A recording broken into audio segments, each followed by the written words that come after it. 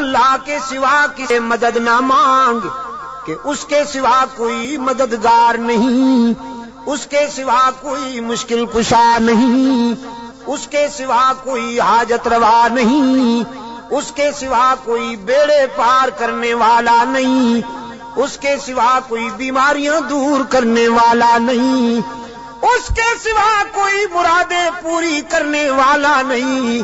جب مانگنا ہو تو اسی سے مانگ، جب رونا ہو تو اسی کے در پہ آنسو بہا، جب دامن پھیلانا ہو تو اسی کے در پہ دامن پھیلا۔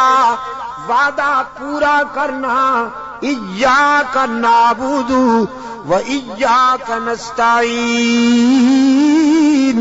ہم تیری ہی عبادت کرتے ہیں اور جزاک اللہ، ہم تجھ سے ہی مدد مانگتے ہیں اور مانگتے رہیں گے۔ سیدہ عائشہ صدیقہ رضی اللہ تعالی عنہا نے بھی اللہ کے حضور اشک بہائے، اسی کو دل کی بات سنائی۔ الہ العالمین منافقین نے میرے خلاف جھوٹے الزامات عائد کیے ہیں، میری کردار کشی کی مہم چلا رکھی ہے۔ اگرچہ یہ بات نئی تو نہیں، مجھ سے پہلے بھی معصوموں کے خلاف یہ پراپگنڈا ہوتا رہا، لیکن جب موسیٰ پر الزام لگا تو نے ان کی برات کا اہتمام کیا، جب یوسف پر الزام لگا تو نے ان کی برات کا بھی اہتمام کیا، جب مریم پر الزام لگا تو نے ان کی برات کا بھی اہتمام کیا۔ میرے معبود، آج تیرے محبوب کی عائشہ اشک بار آئی ہے اور یہ فیصلہ کر کے آئی ہوں، جب تک میری برات کا اہتمام نہیں ہوگا تیرے در سے سر نہیں اٹھاؤں گی، سجدے سے سر نہیں اٹھاؤں گی، کسی اور کے در پہ نہیں جاؤں گی، تجھ سے ہی مدد مانگتی ہوں، تجھ سے ہی درد دل کہتی ہوں۔ رو رہی ہے سیدہ عائشہ صدیقہ رضی اللہ تعالی عنہا، کس کے آگے؟ اسی کے آگے رویا کرو، اسی کے آگے اشک بہایا کرو، اسی کے حضور دامن پھیلایا کرو، ساری امیدیں اسی سے وابستہ کیا کرو کہ اس کے سوا دامن بھرنے والا کوئی نہیں، دامن خالی کرنے والے بہت، بھرنے والا کون؟ دامن خالی کرنے والے بہت۔ بیٹھے ہوئے ہیں فنکار، جھنڈیاں لہرا رہی ہیں، زلفیں جا رہی ہیں، چادریں اوڑھی ہوئی، قبریں سجائی ہوئی، جھنڈیاں لہرائی ہوئی، چادر اوڑھے ہوئے بیٹھے ہیں، جیسے آسمان سے اتری ہوئی چیز ہو گئی۔ اور سادہ لو انسانوں سے کہتے ہیں کچھ لے کے آؤ گے تو کچھ لے کے جاؤ گے، خالی ہاتھ آؤ گے تو خالی ہاتھ جاؤ گے، لیکن اس کے در رحمت سے صدا آتی ہے کچھ نہ لے کے آؤ، سب کچھ لے کے جاؤ، خالی ہاتھ آؤ، دامن بھر کے جاؤ۔ قال ربکم ادعونی استجب لکم ان الذین یستکبرون عن عبادتی سیدخلون جہنم داخرین۔ دنیا والوں سے مانگا جائے تو ناراض ہوتے ہیں، نہ مانگا جائے تو خوش ہوتے ہیں، لیکن یہ داتا وہ ہے کہ یہ مانگنے والوں سے خوش ہوتا ہے، نہ مانگنے والوں سے ناراض ہوتا ہے۔ ان الذین یستکبرون عن عبادتی، یہاں مفسرین نے لکھا ہے عبادتی سے مراد ہے جو مجھے پکارنے میں گریز کرتے ہیں، کیونکہ پکارنا عبادت ہے، پکارنا پیرا مدد کر، شرک کی تس، کہ کی تس شرک کی تس، کیونکہ پکار عبادت ہے، پکار قال ربکم ادعونی استجب لکم، تمہارا رب کہتا ہے مجھے پکارا کرو میں تمہاری دعاؤں کو قبول کرنے والا ہوں، ادعونی استجب لکم، مجھے پکارا کرو میں تمہاری دعاؤں کو قبول کرنے والا ہوں، ادعونی ان الذین یستکبرون عن عبادتی، یقیناً وہ لوگ جو مجھے پکارنے میں گریز کرتے ہیں،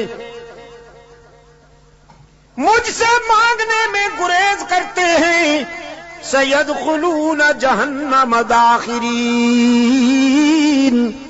ذلیل ہو کر منہ کے بل گھسیٹ کر جہنم میں ڈالا جائے گا انہیں۔ تو کسے پکارا جائے مشکلات میں؟ قادر کو یا عبد القادر کو؟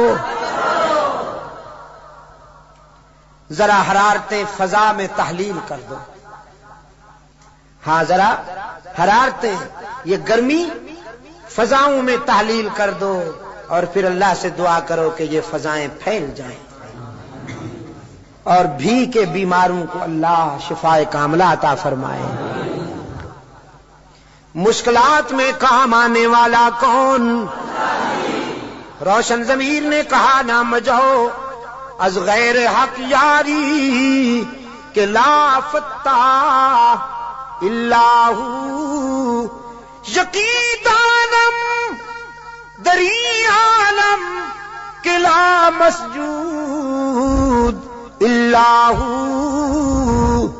ولا معبود فی الکونین لا موجود اللہ، کوئی مانے یا نہ مانے لیکن میرا تو ایمان ہے کہ اس کے سوا پوری کائنات میں کوئی مسجود نہیں، اس کے سوا پوری کائنات میں کوئی مسجود، نبی مسجود، رسول مسجود، تو پھر کاما والی سرکار کیسے مسجود ہو گئی؟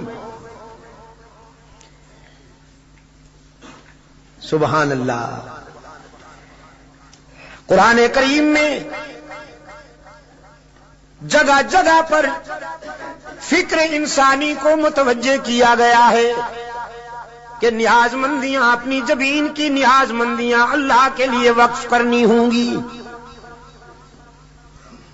فرمایا لعن اللہ الیہود والنصارى، اللہ کے رسول صلی اللہ علیہ وسلم نے فرمایا یہودیوں پر، نصرانیوں پر اللہ کی لعنت۔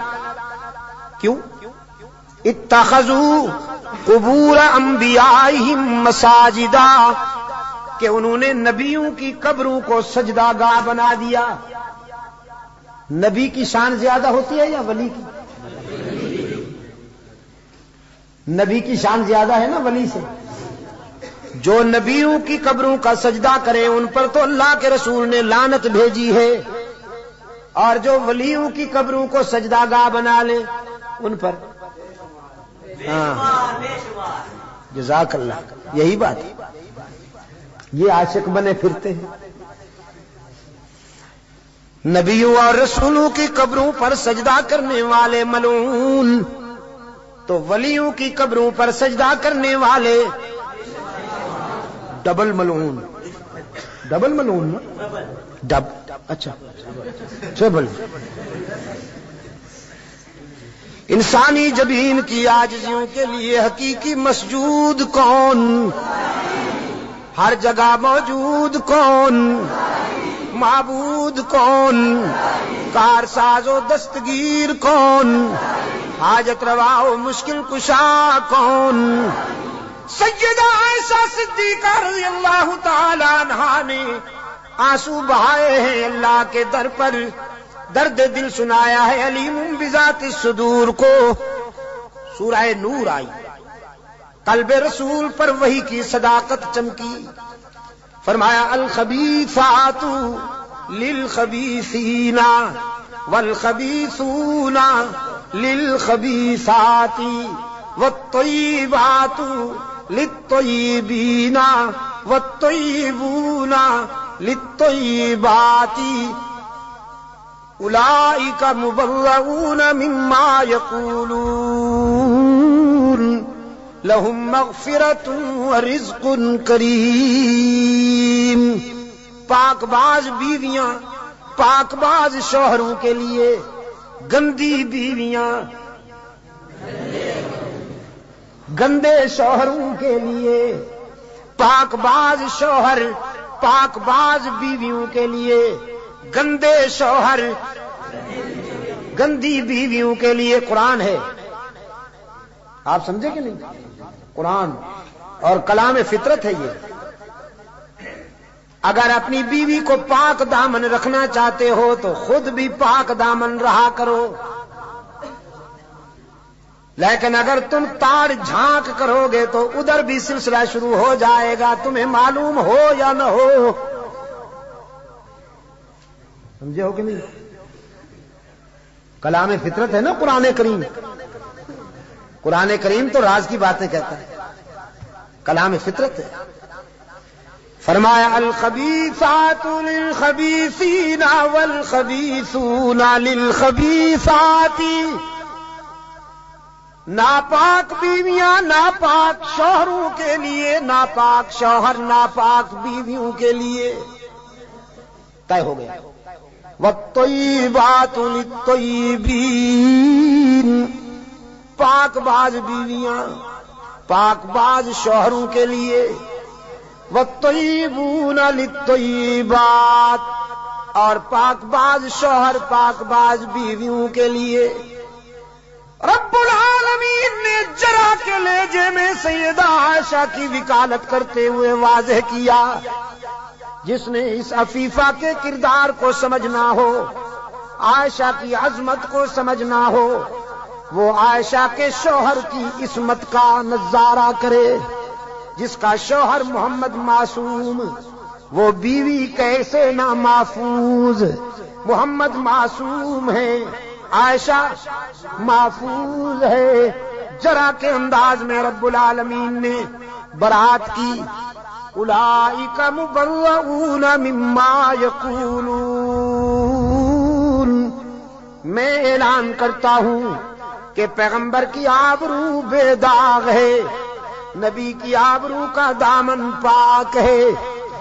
آپ میرے لیے اور میں آپ کے لیے اللہ کے حضور التجا کر دیں کہ اللہ دنیا اور آخرت کی کامیابیوں سے ہم کنار فرمائے.